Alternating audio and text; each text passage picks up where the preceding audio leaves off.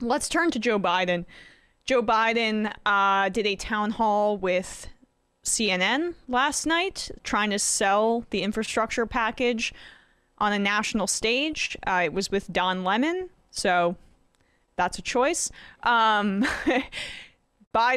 came out in favor of a talking filibuster last night, which is good news because shifting the filibuster to a talking filibuster would eliminate a lot of the problems that we're seeing in terms of Republican obstruction. That is the good news. The bad news is that he continued to echo childlike notions of Republican reasonability, even though he's been alive for quite a while. Usually you're supposed to get wiser as you get older, but not in Biden's case. He's clinging to literal fairy tales about how voting rights legislation will get passed. Let's take a listen to his full answer to Don Lemon last night. I would go back to that where you have to maintain the floor. You have to stand there and talk and hold the floor. You can't just say, I understand now. that. But what difference is that if you hold the floor for, a day or a year, what difference does it make? Here's the thing for me. You talked about people, and this is important for people who look like me. My grandmother would sit around when I was a kid, fifth grade, had a fifth grade education. I learned that she couldn't read when I was doing my homework. She would tell me stories about people asking her to count the number of jelly beans in the jar, or the soap. So why is protecting the filibuster, is that more important than protecting voting rights, especially for people who fought and died for that? No, it's not. I want to see the United States Congress, the United States Senate, pass S1 and S4, the John Lewis Act, get them on my desk so I can sign them. But here's the deal. What I also want to do, I want to make sure we bring along not just all the Democrats. We bring along Republicans who I know better. They know better than this. And what I don't want to do is get wrapped up right now in the argument whether or not this is all about the filibuster or, look, the American public, you can't stop them from voting.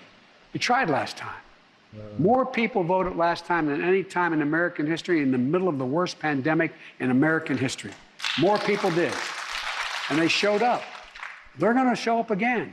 They're going to do it again. But what I want to do is I'm trying to bring the country together.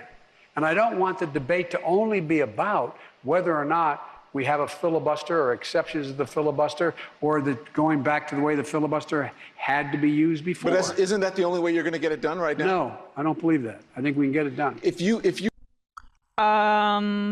Based on what evidence?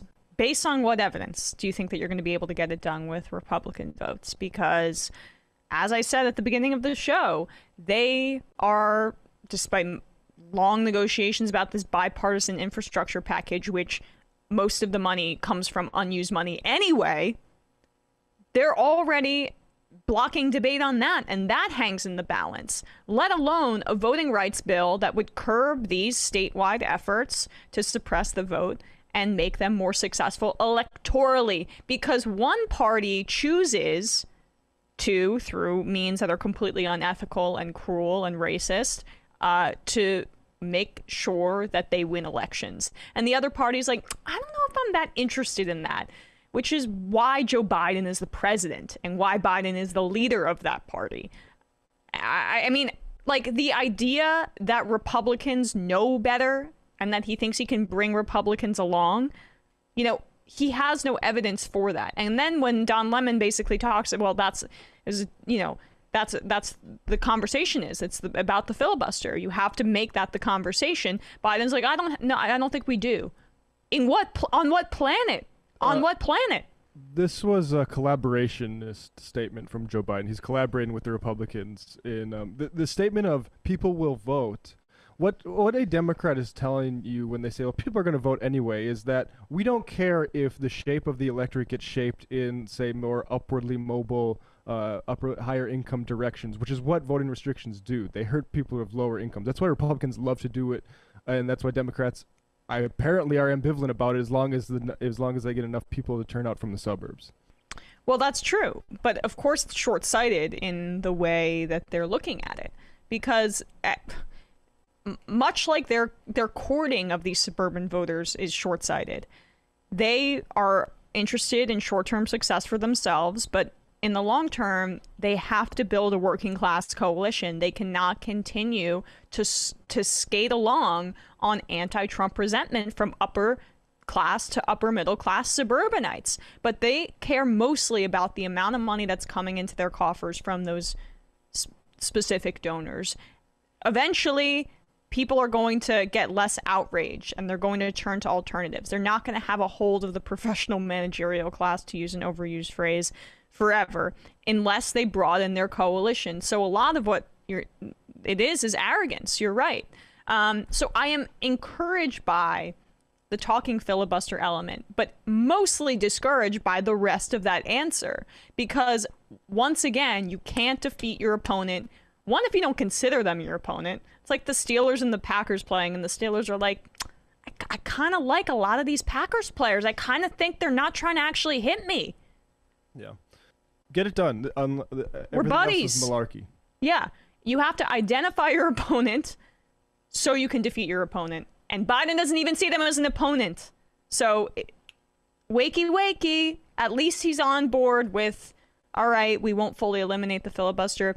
But he can't make that a reality if he doesn't first understand what he's up against. But it's like, I would, if the talking filibuster, I could make that decision, I would say, yeah, do it. But it's like, this is only in service of, passing things like the PRO Act, or which, I mean, we could get some of the reconciliation, but like, or these voting rights stuff, like, just have to do it. And Lemon's point of like, is this process stuff more important?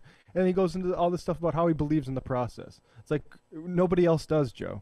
Yeah, nobody does, but I'm gonna yes and you again, but except for the people that he surrounds himself with, and that very much colors his perspective on leadership, just given how long he's been in Washington for that long. It's very discouraging, but again, if we're trying to look towards a path forward with the filibuster, he seems to be signaling that at least there's a conversation to be had about a talking filibuster, and maybe they think they can move Manchin on that. Maybe that's what Klobuchar was signaling the other day. Folks, there's more of what you've just saw where that came from.